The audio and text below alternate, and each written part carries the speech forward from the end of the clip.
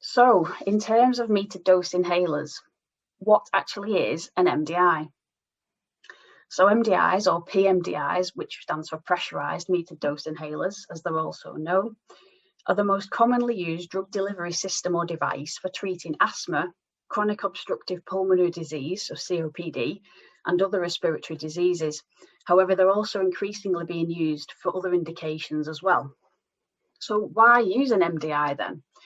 Well, MDIs have delivered pharmaceutical drugs to the lungs for over 50 years and are fully approved by the FDA and other regulatory bodies. But the important thing is the metered dosing. So MDIs are designed to deliver the same dose consistently throughout the product life. So it's a tried, tested and trusted system. So there's two options if you wish to embark on a cannabinoid inhaler. The first is standard off-the-shelf componentry. Obviously, this is an easy approach to launch a product into the cannabis market because the components are already available. So in terms of the cans, they can have multiple variations, including different materials, sizes and types. So we have plasma-treated canisters, for example, as you can see on the top right picture.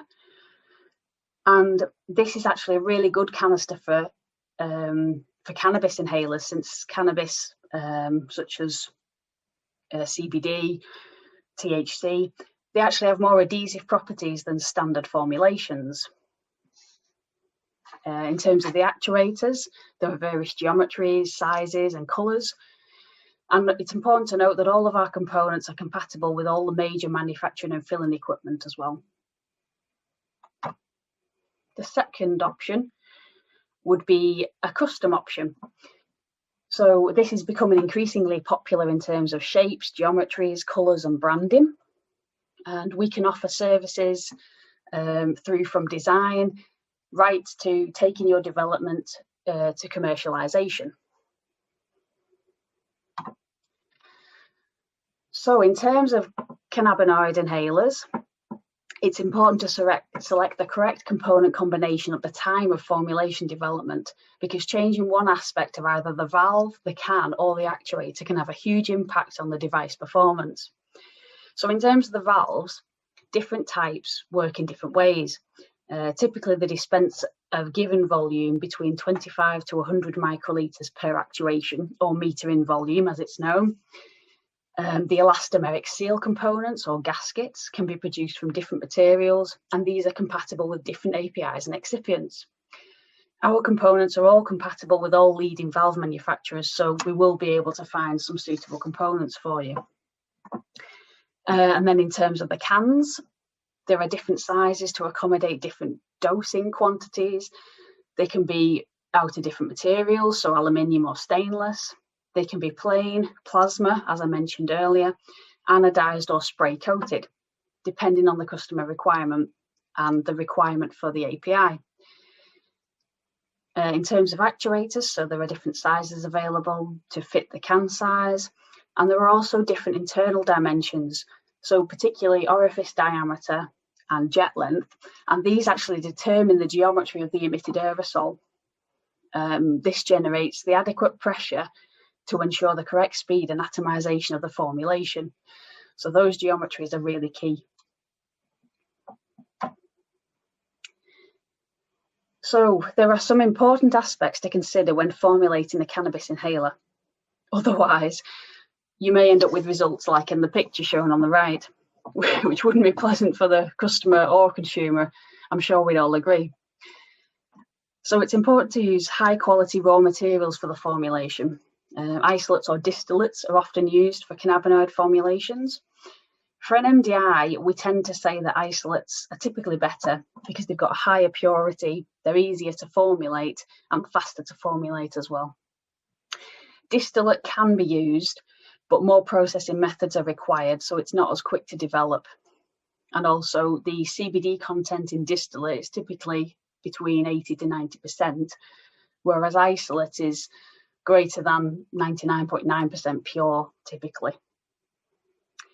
Also, in terms of the excipients, pharma grade is recommended, and also flavourings, if they're chosen to be used in the cannabinoid formulation, should be food grade, and these ensure a good quality formulation right from the start. However, it's best to keep the ingredients to a minimum. You don't want to be adding things in just for the sake of. I think with cannabinoid formulations, it's definitely a case of less is more. At the end of the day, you've got to remember these drugs are entering people's lungs, so it's crucial that you're putting in good quality and minimum ingredients. So regulations as well, these need to be considered. Legislation for cannabis in terms of handling, manufacture, distribution, they all need licenses to do those things. And also we need to be wary of the THC content. This can also be an issue for formulating or handling without correct approval. Lots of countries state a percentage that the THC content must be within, and obviously that needs to be abided by. So in terms of strength and dose, this needs to be decided, as this will determine the amount of ingredients and API required, and also the component types as well, especially in terms of the metering volume for the valve. Do you want your formulation to be a solution or a suspension? So as a rule of thumb, solutions tend to degrade and suspensions stick, so they adhere to the internal walls of the canister. So it's important to understand the potential implications, for example, whether a treated can type, such as plasma, is required to reduce these effects. Also, suspensions require shaking, whereas solutions do not. Suspension APIs need micronizing before use, whereas solution APIs typically need a co-solvent to assist in dissolution. So just a few things to consider there for the type of formulation that you want to manufacture. Propellant type, the most common is HFA-134A currently, but with new sustainable low carbon propellants now being available, such as HFA-152A, there's different options to consider there, and our IPTC lab can assist customers with any propellant switch that they're considering. And finally, the targeted area for the delivery of the drug is also important to consider, as this determines the componentry required, as well as the performance that's got to be achieved from that device. So, for example, MDIs are often used for pulmonary delivery, but there's also systemic delivery as an option as well. So buccal or sublingual, for example, where the deep lung is not actually the direct target for the cannabinoids. So there's a few things to consider with your formulation. Now, bioavailability. So why is bioavailability significant when talking about PMDIs? Well, to be effective, cannabinoids have to reach the endocannabinoid cell signaling system in the body. So it sounds like a bit of a mouthful, but this basically means that the cannabinoid dose, for example, CBD or THC, must be absorbed into the bloodstream, and the rate and amount that this occurs for any known drug is bioavailability. So in terms of our table shown here, if we look at oral administration, we all know that oral administration is convenient and simple. Obviously, taking tablets, we do that all the time. However, the uptake's slow. So you're looking at between 30 to 120 minutes to actually feel the effect of the dose. And also bioavailability varies greatly, so between 6 and 20% in this particular study. So this depends on manufacturer, API, excipients, and all the other aspects previously mentioned relating to the formulation. So then we look at topical and sublingual. So the effect is fairly quick. Obviously, topicals within minutes because you're spraying directly onto the targeted area. However, bioavailability is low for topical, and sublingual is not that much higher, to be honest, 13 to 19%. However, when we look at inhalation, because the pulmonary alveoli provide a large surface area and a minimum barrier to diffusion, and the lungs also receive the total cardiac output as blood flow, this means that absorption from the lungs can be very rapid and complete. So you're looking at the effect is felt within minutes, and the bioavailability in this study was 34 to 56%.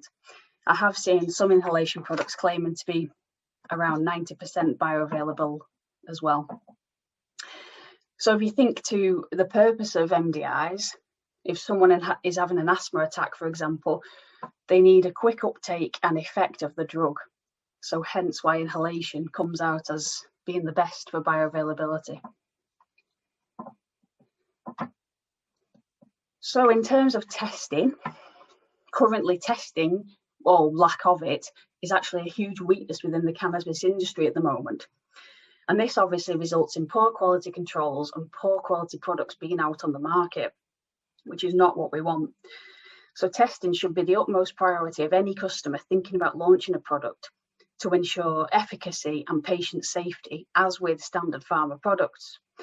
And it's anticipated that the market will become more regulated over time, and cannabis products like MDIs will get the same attention as standard pharma MDIs. So all the products available eventually should be of high quality. So as I mentioned earlier, the speed and pressure coming out of the device is key to ensuring the correct performance. So we use a few standard tests. Aerodynamic particle size distribution, or APSD, is where typically a next generation impactor, or NGI, as shown on the left there, is used. And this is where the drug coming out of the device is split up, and it's actually estimated where it'll end up in the patient. So will it go into the deep lung? Will it end up in the throat, for example? And this test is really sensitive to changes in actuator geometry, so like the orifice diameter and jet length that I mentioned earlier.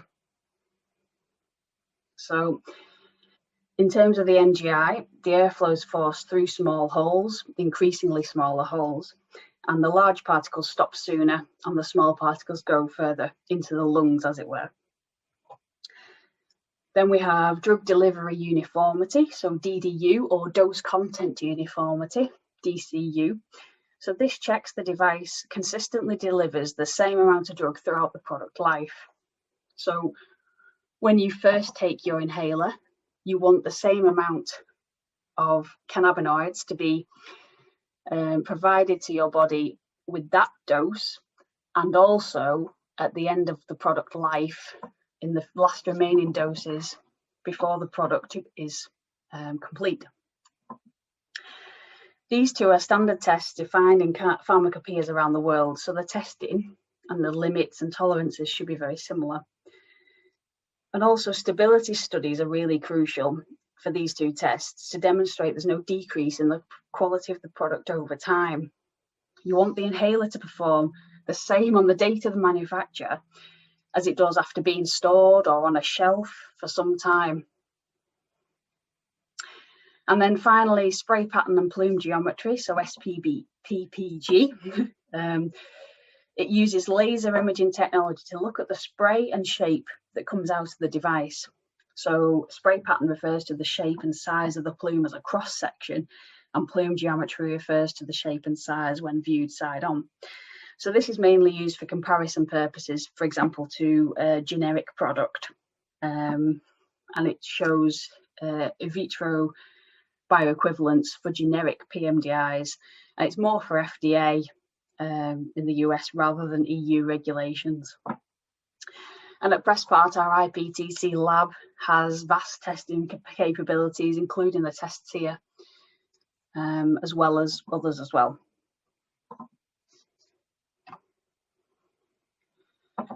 So to round off, why should you make H&T Presspart your choice of partner for the CBD or cannabis market?